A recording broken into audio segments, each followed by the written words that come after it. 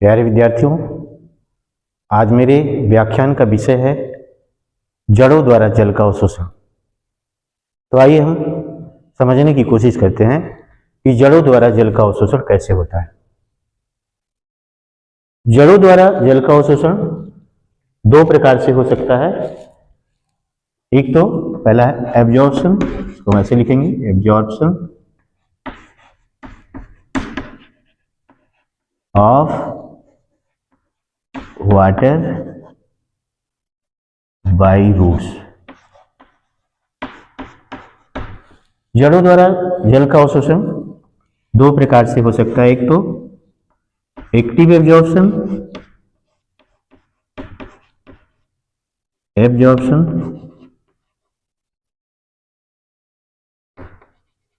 और दूसरा है पैसिव एब्जॉर्प्शन।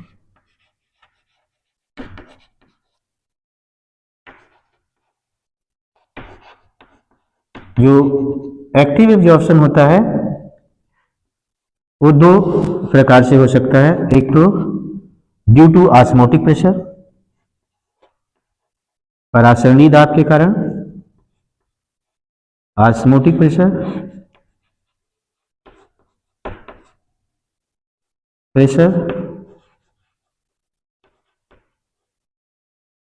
और दूसरा है due to metabolic reaction, due to metabolic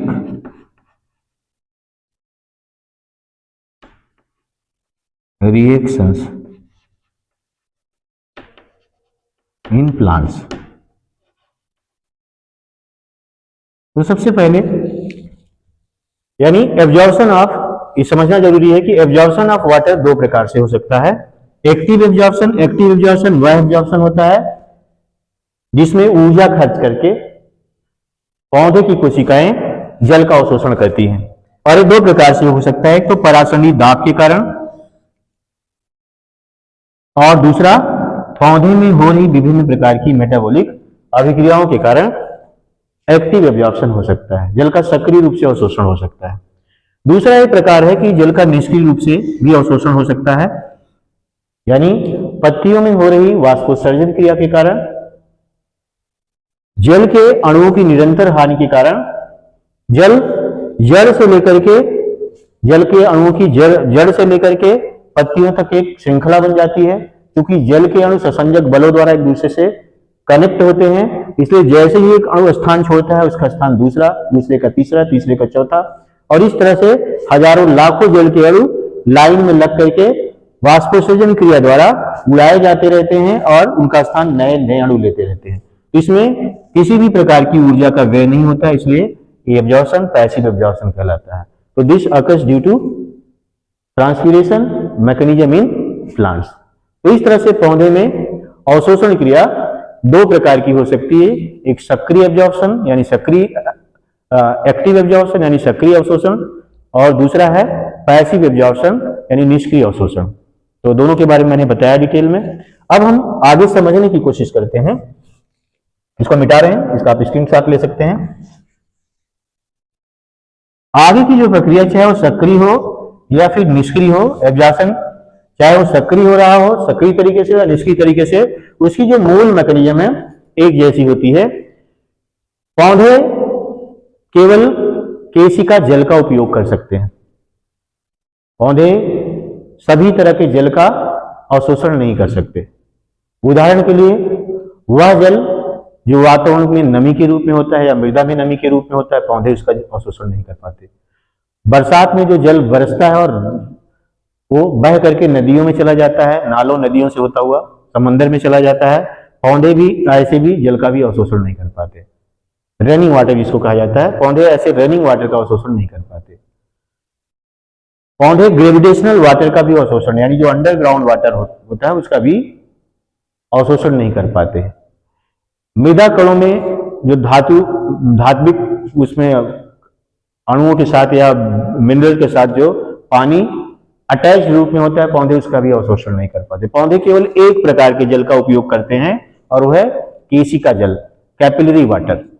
दरअसल मृदा कणों के बीच बीच में छिद्र होते हैं, यानी खाली स्थान होते हैं, उन खाली स्थानों में जो पानी भरा होता है उसी को कैपिलरी वाटर कहते हैं, और पौधे ऐसे ही जल का उपयोग कर पाते हैं।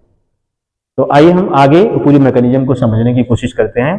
तो पौधे की एक जड़ की संरचना है पूरी, इसमें पौधे की मूल रोम है, ये पौधे की पूरी जड़ है जिसमें बाहर एपिडर्मिस है, ये पूरा उसका कार्टेक्स रीजन है, ये पूरा ये इंडोडर्मिस है, पेरिसाइकिल, और इसके जाइलम है जो कि तने से होते हुए पत्तियों तक कनेक्ट है। अब क्या होता है कि पौधे की जड़ें मृदा में गहराई तक फैली होती हैं और इन जड़ों पर मूल रोम पाए जाते हैं, कोशिकीय मूल रोम पाए जाते हैं, और जो मूल रोम होते हैं वह कैपिलरी वाटर के संपर्क में रहते हैं।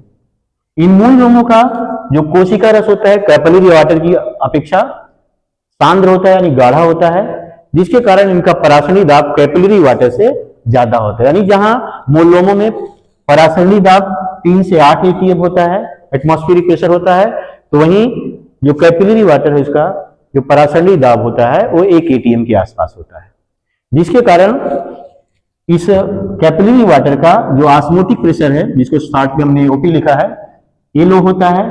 डिफ्यूजन प्रेशर डेफिसिट यानी विषण दाब न्यूनता भी इसकी लो होती है, और सक्शन प्रेशर भी इसका लो होता है।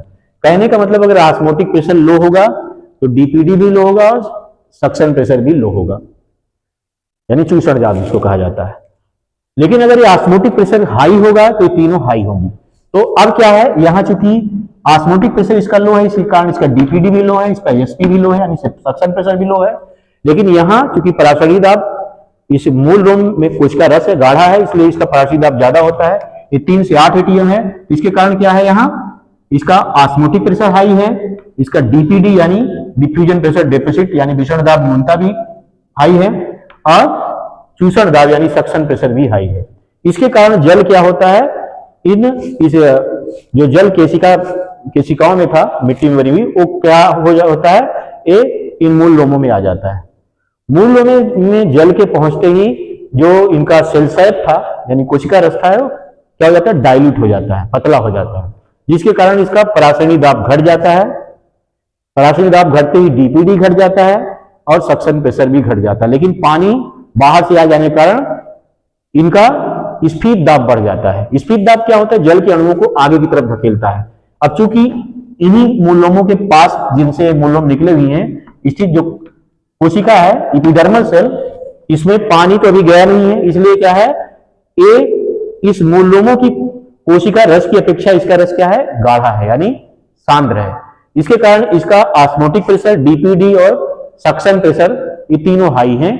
तो अब जल के अणु खींचते हुए इसमें आ जाते हैं। जैसे जल के अणु इसमें पहुंचते हैं वैसे ही क्या होता है, इसका डीपीडी लो हो जाता है, ऑस्मोटिक प्रेशर लो हो जाता है, सक्शन प्रेशर लो हो जाता है, लेकिन इसका टीपी बढ़ जाता है, यानी टर्गर प्रेशर बढ़ जाता है, जो इसे आगे की तरफ धकेलता है। अब चूंकि मूल एपिडर्मिस के पास स्थित जो कार्टेक्स सेल है, जिसको हमने 2 लिखा है यहाँ, ये कार्टेक्स सेल का अभी इसमें पानी तो गया नहीं, इसलिए इसका जो सेल सैप है इस एपिडर्मिस सेल की अपेक्षा गाढ़ा है, क्योंकि इसमें पानी गया नहीं अभी। तो इसके कारण इसका ओपी हाई है, डीपीडी हाई है और एसपी हाई। ओपी का मतलब osmotic pressure, diffusion pressure deficit और सक्शन प्रेशर, ये तीनों हाई हैं। तो इसके कारण जल, और इधर ये चीजें लो हैं, लेकिन यहाँ टर्गर प्रेशर हाई है, इसके कारण जल इसमें से इसमें आ जाता है। फिर यही क्रिया यहां होती है, जब जल के अणु इसमें आते हैं तो इसका ये तीनों यानी ओपी, डीपीडी और ये सक्शन प्रेशर लो हो जाते हैं, लेकिन स्फीत दाब बढ़ जाते हैं, टर्गर प्रेशर बढ़ जाता है।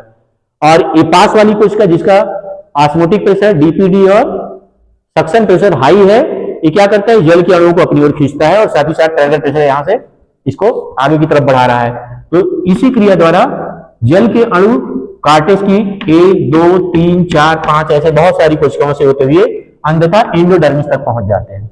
एंडोडर्मिस क्या होती है, इसकी भित्ति लेयर होती है, जिसकी जो इसकी लेयर होती है, भित्ति होती है, वो कैस्पीरियन स्ट्रिप के कारण, कैस्पीरियन पट्टी के कारण मोटी होती है। लेकिन इन्हीं कैस्पीरियन पट्टी में एक स्थान ऐसा होता है, एक कोशिका ऐसी होती है जो बहुत पतली होती है, इसको पैसेज सेल कहा जाता है। ठीक है, देखिए एंडोडर्मिस है, ये वाली कोशिका का जो घेरा है एंडोडर्मिस, इसके नीचे पेरिसाइकिल है, और ये एंडोडर्मिस में एक स्थान, एक कोशिका ऐसी है जो पतली भित्ति वाली है, जिसको पैसेज सेल कहा जाता है। अब जेल के अणु उसी क्रिया द्वारा, जैसे अभी इसमें आए थे, ऐसे ही इससे होते हुए जाइलम में पहुंच जाते हैं, और जाइलम से होते हुए इनको तने, जाइलम चूंकि जड़ से तने तक पूरा कनेक्ट होता है, यहां से होते हुए पत्तियों तक पहुंचा दिए जाते हैं, और पत्तियों में पहुंच करके हो रही वाष्पोत्सर्जन क्रिया के कारण वाष्प के रूप में वायु वातावरण में मुक्त कर दिए जाते हैं। यानी जो जल के अणु हैं ये वायु वातावरण में वाष्पोत्सर्जन क्रिया द्वारा मुक्त कर दिए जाते हैं। तो इस तरह से जड़ों द्वारा जल का अवशोषण हो जाता है, यानी जल के अणु जड़ों से होते हुए पत्तियों तक पहुंचा दिए जाते हैं।